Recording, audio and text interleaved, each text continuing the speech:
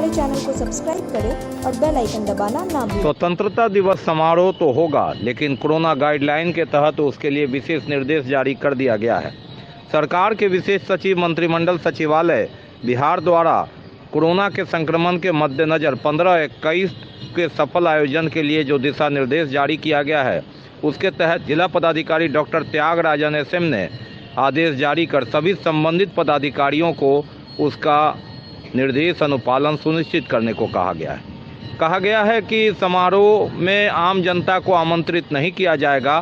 स्वास्थ्य सुरक्षा के दृष्टिकोण से स्वतंत्रता सेनानियों और वरिष्ठ नागरिकों को मुख्य समारोह में आमंत्रित नहीं करना है।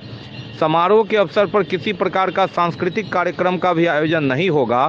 स्वतंत्रता दिवस समारोह में भाग लेने वाले को आमंत्रण ई कार्ड के माध्यम से भेजा जाएगा। समारोह परेड में भाग लेने वाले जवानों के बीच सामाजिक दूरी कायम रखने के संबंध में गृह विभाग बिहार पटना द्वारा दिए गए निर्देश के आलोक में जवानों की टुकड़ी एवं संख्या का निर्धारण किया गया है। बच्चों से संबंधित एनसीसी एवं स्काउट को परेड में शामिल नहीं किया जाएगा। समारोह में समारोह स्थल पर आगंतुकों के वाहन, स्टेज, पोडियम आदि के लिए सैनिटाइजेशन एवं थर्मल स्क्रीनिंग की समुचित व्यवस्था की जाएगी। समारोह पर महादलित टोला में स्थानीय पदाधिकारी भाग लेंगे तथा बुजुर्ग महादलित सदस्य के द्वारा झंडोत्तोलन किया जाएगा। इस संदर्भ का निर्देश जिला पदाधिकारी ने संबंधित पदाधिकारियों को जारी कर दिया है। कोरोना वैक्सीन को लेकर 16 जनवरी से जो अभियान शुरू हुआ, तो कभी रुक कर कभी तेजी में लगातार अभियान चला। कई बार टीका केंद्र पर लोगों की भीड़ कम रही और लोगों के इंतजार में टीकाकर्मी बैठे रहे, तो कई बार धक्का मुक्की में पुलिस को लाठियां तक भाजनी पड़ी।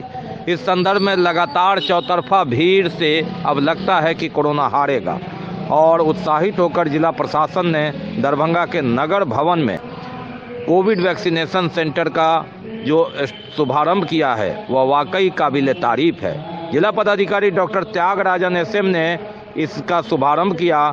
सुबह 6 बजे से रात्रि 9 बजे तक यहाँ टीका लगेगा और सारी व्यवस्था है, यानी पूरी साज सज्जा के साथ एक अभियान की तरह कोरोना संक्रमण से बचाव व सुरक्षा के लिए चलाया जा रहा टीकाकरण महाअभियान के तहत एक जिस तरह से फंक्शन उत्सव मनाया जाता है, उसी तरह नगर भवन को सजाया गया है और एक मॉडल टीका केंद्र बनाया गया है। टीका केंद्र पर ड्राइव थ्रू की सुविधा भी प्रदान की जा रही है, यानी जो नागरिक टीकाकरण केंद्र के अंदर जाने में असमर्थ है, उनको केंद्र के बाहर गाड़ी में ही टीकाकरण की सारी सुविधाएं उपलब्ध कराई जा रही है। मेगा कोविड वैक्सीनेशन सेंटर प्रतिदिन सुबह 6 बजे खुलेगी और रात्रि 9 बजे तक चलेगी। मालूम रहे कि इस मेगा कोविड वैक्सीनेशन सेंटर का संचालन केयर इंडिया के सहयोग से किया जा रहा है। जिलाधिकारी द्वारा मेगा कोविड टीका केंद्र का गहन निरीक्षण किया गया, सतत निगरानी केंद्र एवं विभिन्न टीकाकरण काउंटरों का अवलोकन किया गया तथा उपस्थित जो टीका लेने आए थे उनसे भी जिलाधिकारी ने बात की। आमतौर पर टीका कब लगेगा, अलग अलग ये अभियान शहर से लेकर गांव में जारी रहेगा, लेकिन एक मॉडल सेंटर जहां सुबह 6 बजे से लोग रात्रि 9 बजे तक, यानी कामकाज निपटाने के बाद या निपटाने से पहले भी इस केंद्र पर जाकर टीका लेकर कोविड वैक्सीन के तहत वे सुरक्षा कवच अपना सकते हैं। इसके अलावा सेल्फी लेने और तरह तरह के जो बैनर लगाए गए हैं वे आकर्षक है और यह दर्शाता है कि चौतरफा भीड़ और चौतरफा लोग जो आ रहे हैं। 2021 वर्ष जिस तरह से हैप्पी वैक्सीन ईयर का नाम दिया गया था, दिसंबर आते आते वैक्सीनेशन का लक्ष्य पूरा होगा, कोरोना हारेगा, इंसान जीतेगा। दरभंगा हवाई अड्डा की शुरुआत होते ही इसके नामकरण की चर्चा जोरों पर है। सरकार ने एक ओर जहां विद्यापति के नाम पर इसे रखने का प्रस्ताव पारित किया, वहीं लगातार महाराज कामेश्वर सिंह के नाम पर इसके नामकरण को लेकर मांग की जाती रही। अंततः इतिहास संरक्षण एवं प्रबंधन समिति के सदस्य संजय कुमार राय ने एक जनहित याचिका दायर कर दिया। पटना उच्च न्यायालय ने स्वीकार करते हुए न्यायालय के मुख्य न्यायाधीश संजय करोल की कोर्ट ने केंद्रीय नागरिक उड्डयन मंत्रालय से 4 सप्ताह के भीतर जवाब मांगा है। अब न्यायालय ने 3 माह के भीतर मामले में अंतिम निर्णय लेने की बात कही है। अब मामला अब कोर्ट के दरवाजे पर चला गया है। प्रतिनिधि ब्रांड एम्बेसडर खोजते हैं। महाराजा दरभंगा के कर्तृत्व को, जिसने एक राज्य की परिकल्पना, मिथिला राज्य की परिकल्पना को रखते हुए ऐसा इंफ्रास्ट्रक्चर मिथिला में खड़ा किया जो संपूर्ण भारत के लिए अनुकरणीय बना। आज प्रतिनिधि लोग राज को इग्नोर करके चल रहे हैं, वह सर्वथा अनुचित है, सोचनीय बात है। प्रतिनिधि को मालूम नहीं था कि 89 एकड़ जमीन दरभंगा राज दिए हुए है, 3 हवाई जहाज भारत सरकार को दरभंगा राज दिए हुए है, और केवल अपना नाम उनके कर कमलों से वहां पर उद्घाटन हुआ, उसके लिए अपने नाम के लिए 1 कट्ठा जमीन किसी को है हिम्मत? किसी राजनेता को हिम्मत है तो एयरपोर्ट बनवा दे अपने जमीन पर, तब समझेंगे। अन्यथा यह अनुचित काम राजनेता भी रोकें। माल महाराज का मिर्जा खेले होली, यह असंभव है, यह नहीं चलने वाला है। जनता जगेगी, जनता न्याय चाहती है, जनहित में न्याय हुआ है, और दरभंगा महाराज का नेता का इसमें क्या है? पूरा राज परिवार दरभंगा एयरपोर्ट संबंधित ऑनरेबल पटना हाई कोर्ट ने जो ऑर्डर पास किया है उसका हम स्वागत करते हैं। साथ ही श्री संजय राय जिन्होंने PIL फाइल किया था, उनका हम धन्यवाद देते हैं। मेरे दादाजी सर कामेश्वर सिंह जी ने आज़ादी से पहले कूच बिहार, पूर्णिया, साथ साथ दरभंगा एयरपोर्ट का निर्माण किया। साथ ही उन्होंने दरभंगा एविएशन कंपनी की नींव रखी।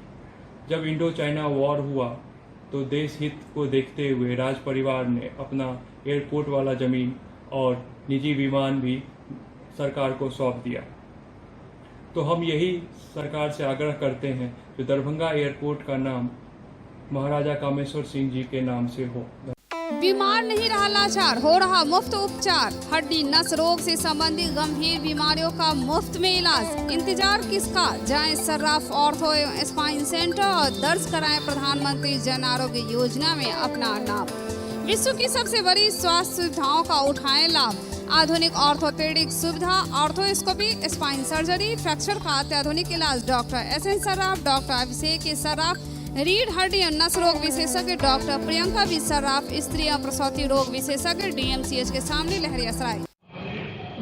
बिजली विभाग के सुधार के दावे और वादे के बीच वार्ड नंबर 39 में बिजली का सर्विस तार दर्जन भर से अधिक लोगों के घरों तक जो जा रहा है वह सड़क को छूता हुआ जा रहा है और खतरा लगातार बना हुआ है।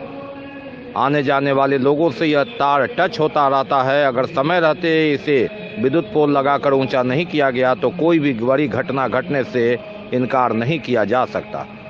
लोगों की शिकायत है कि ये लगातार सूचना के बावजूद भी बिजली विभाग इस ओर ध्यान नहीं दिया जा रहा है। कई बार कंप्लेन भी किया गया, लेकिन इस संदर्भ में पोल नहीं गाड़ा जा रहा है। करीब 3 से 4 की संख्या में बिजली का नया पोल लग जाता है तो यह तार ऊपर चला जाएगा, लेकिन शायद विभाग किसी घटना के इंतजार में है। जब समस्या होती है और घटना होती है तो कई बार बिजली विभाग मौन हो जाता है, लेकिन किसी की जान चली जाए तो उसकी जवाबदेही किसकी होगी। इस संदर्भ में लोगों ने मीडिया के सहारे बिजली विभाग तक पुनः सूचना पहुंचाने की बात कही है, और इसके बाद भी अगर कार्रवाई नहीं होती है तो आगे वरीय पदाधिकारियों तक ये अपनी गुहार लगाएंगे। हम लोग आते जाते हैं, किसी को बिजली का झटका लग जाएगा तो जिम्मेदारी तो बिजली विभाग का होगा। हम लोग कंप्लेन भी किए हैं, काफ़ी दिनों से यहाँ पे लटका हुआ है, 1 हफ्ता के अराउंड हो गया है। अब आता नहीं है, कुछ ठीक नहीं, कोई सुनवाई नहीं लेता विभाग, कोई आ नहीं रहा ठीक करने के लिए। हफ्ता दिन हो गया है। अभी जब से ये मोहल्ला आबाद हुआ है तब से कितनी बार दौड़ बढ़ा किए पोल के लिए, लेकिन आज तक पोल का कुछ नहीं आया। कहाँ दौड़ बढ़ा किए?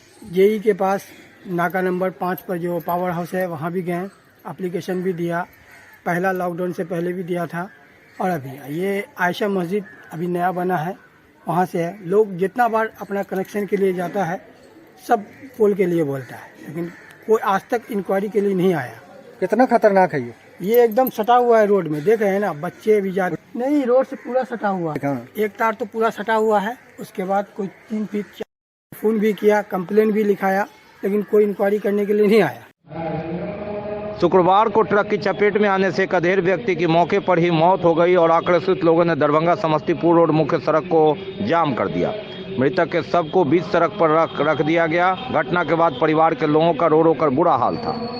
बताया जाता है कि बहादुरपुर थाना क्षेत्र के उझौल गांव के निवासी करीब 65 से 70 वर्ष के बीच के गणेश सहनी जो शुक्रवार को घर से काम से निकले थे और वे वाहन की चपेट में आ गए। एक घाट के पास से गुजर रहे थे, इसी बीच यह घटना घट गई। ज़्यादातर लोगों ने कहा कि लगातार बेतरतीब ढंग से गाड़ी चलती है, जिसके कारण आए दिन इस तरह की घटना हो रही है। बताया जाता है कि ट्रक की ठोकर लगने से गणेश सहनी की घटना स्थल पर ही मौत हो गई। गुस्साए लोगों ने सड़क पर काफ़ी हो हंगामा किया।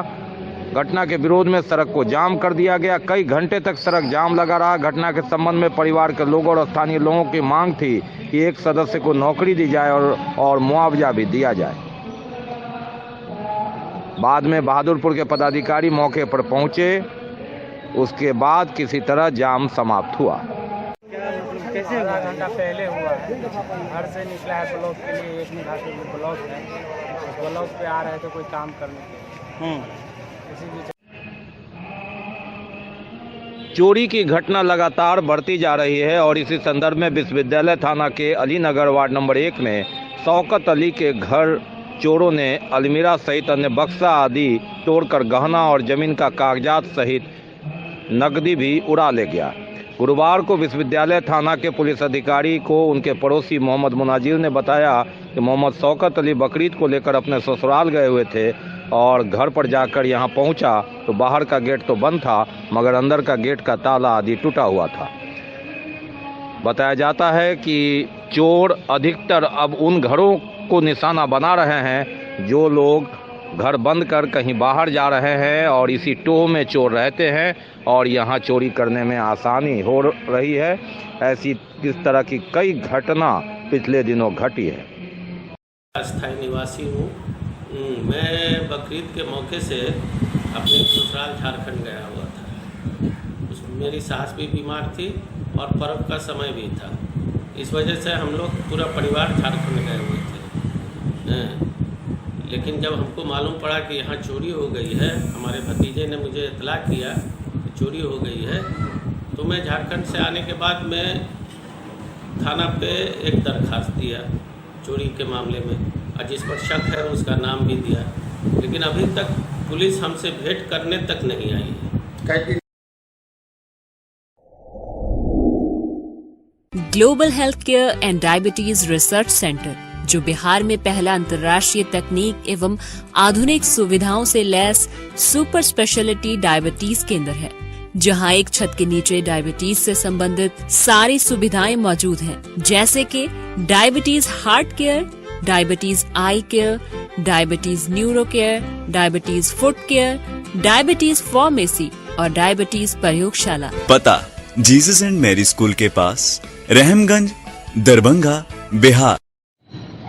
जातिवार जनगणना आवश्यक है, यह कहना है बीपीएससी के राज्य अध्यक्ष उमेश राय, अनुसूचित जाति जनजाति कर्मचारी संघ दरभंगा के जिला अध्यक्ष हरेंद्र कुमार, बीपीएसएस दरभंगा के सचिव सुनील कुमार मंडल और राजीव कुमार पासवान तथा प्रोफेसर विनोद साहू। इस संदर्भ में बीपीएसएस के राज्य अध्यक्ष उमेश राय ने कहा कि नीति निर्धारण संस्थाओं में पिछड़े एवं दलित अल्पसंख्यक समुदायों के समुचित प्रतिनिधित्व हेतु जातिवार जनगणना आवश्यक है। दिनेश साफी ने कहा कि सामाजिक समरसता के लिए जातिवार जनगणना बहुत जरूरी है। डॉक्टर हरेंद्र कुमार ने कहा कि देश के समग्र विकास को सुनिश्चित करने हेतु यह आवश्यक है। सुनील कुमार मंडल ने कहा कि जातिवार आरक्षण पिछड़े एवं दलित समुदाय के अस्तित्व से जुड़ा मुद्दा है। राजीव कुमार पासवान ने कहा कि जातिवार जनगणना कराकर ही जातिहीन समाज की स्थापना की जा सकती है, जबकि संजीव कुमार ने कहा कि भाजपा सरकार को जातियों की सर्वोच्च सत्ता कायम रखने हेतु जातिवार जनगणना को टाल रही है। इस नीति के खिलाफ जन आंदोलन चलाने की बात इन लोगों ने कही और कहा कि 8 अगस्त 21 को निर्धारित विचार गोष्ठी में यह कार्यक्रम रखा जाएगा, जिसमें जातिवार जनगणना करने हेतु सरकार पर दबाव दिया जाएगा। 7 अगस्त 1990 को भारत के प्रधानमंत्री दिवंगत प्रधानमंत्री माननीय वीपी सिंह साहब ने मंडल कमीशन की अनुशंसाओं को अपने संसद में लागू किया और उसमें 2 अनुशंसाएं लागू। मंडल कमीशन की 40 अनुशंसाएँ हैं। उसमें 2 अनुशंसा है। उसमें एक है सरकारी नौकरियों में जो भी नौकरियां हैं उसमें पिछड़े वर्गों को आरक्षण दिया जाएगा और उसी आधार पर तब से देश भर में जो सामाजिक न्याय के चाहने वाले लोग हैं 7 अगस्त को सामाजिक न्याय दिवस के रूप में मनाते हैं। इसी उपलक्ष्य में हम लोग हर साल इसको मनाते रहे हैं और इस बार भी मना रहे हैं। इस बार में उसमें खासियत ये है कि उसमें 2-3 बातें और जुड़ गई हैं। एक बात तो ये है कि जातीय जनगणना कराई जाए। आप बकरे की, भेड़ की, अन्य पशुओं की आप कराते हैं और क्यों नहीं आप पिछड़े दलित के साथ सभी की जनगणना करा ली जाए, तो क्या ऐतराज़ होता है? अंग्रेज कराता था। जनसंख्या की गिनती इसलिए आवश्यक है कि जब तक जनसंख्या की गिनती नहीं होगी उस हिसाब से सरकार सही योजना नहीं बना सकती है कि किस जाति के कल्याण के लिए, किसके उत्थान के लिए क्या उपाय किया जाए। तो हम लोग ये पिछड़ी जाति भी एक समाज का अंग है। सबका जब तक सर्वांगीण विकास नहीं होगा तब तक राष्ट्र का समुचित विकास संभव नहीं है। कि जो समस्या कुछ और है, डायग्नोसिस हो नहीं रहा है और उसका इलाज हो रहा है। तो ये डायग्नोसिस होगा कैसे? जब तक आंकड़ों के रुझान पर आंकड़ों का इस्तेमाल कर कोई भी कार्यक्रम बनाया जाता है और जब हमारे पास आंकड़े ही नहीं हैं, गरीबों के आंकड़े नहीं हैं, पिछड़ों के आंकड़े नहीं हैं, तो सरकार जो भी अपना ये कार्यक्रम बनाएगी वो तो फेल होना ही है या अपने लक्ष्य को अपनी गति से प्राप्त नहीं करेगा। इसमें जो है आप लोग जानते हैं कि अंग्रेज के शासन में 1931 में जो है कि जातीय जनगणना हुई थी। उस समय देश की आबादी करीब 27 या 30 करोड़ के आसपास में थी। विकास की योजनाओं को लेकर विभाग के सचिव अमीर सुभानी के द्वारा वीडियो कॉन्फ्रेंसिंग के माध्यम से संदर्भ में जायजा लिया गया। समाहरणालय स्थित वीडियो कॉन्फ्रेंसिंग में अधीक्षण कार्यपालक अभियंता, जिला योजना पदाधिकारी, सहायक योजना पदाधिकारी सहित अन्य पदाधिकारियों ने भाग लिया। मुख्यमंत्री क्षेत्र विकास योजना, सांसद स्थानीय क्षेत्र विकास योजना 16वीं लोकसभा और 17वीं विधानसभा की जो योजनाएं कार्यान्वित की जा रही है, मंदिर की 4 दीवारी घेराबंदी सहित योजना है, इस संदर्भ में उन्होंने आवश्यक निर्देश दिए। सचिव अमीर सुभानी के वीडियो कॉन्फ्रेंसिंग में दरभंगा से बैठक में शामिल आशीष कुमार झा से हमने बात किया, जिन्होंने विस्तृत रूप से बताया। कॉन्फ्रेंसिंग चल रही है। यह मुख्यमंत्री क्षेत्र विकास योजना, सांसद स्थानीय क्षेत्र विकास योजना की योजना एवं विकास विभाग के सचिव श्री अमीर सुभानी द्वारा जो समीक्षा बैठक हो रही थी वही चल रही है। क्या कुछ इसमें विषय आ रहा है? इसमें पिछले 16वीं लोकसभा, 16वीं विधानसभा, 17वीं लोकसभा, 17वीं विधानसभा की जो योजनाएं कार्यान्वित की जा रही हैं हमारे द्वारा प्रशासनिक स्वीकृति देने के उपरांत, उनके कार्य की मॉनिटरिंग के बारे में, मंदिर 4 दीवारी घेराबंदी के बारे में विभाग के द्वारा रिव्यू लिया जा रहा है।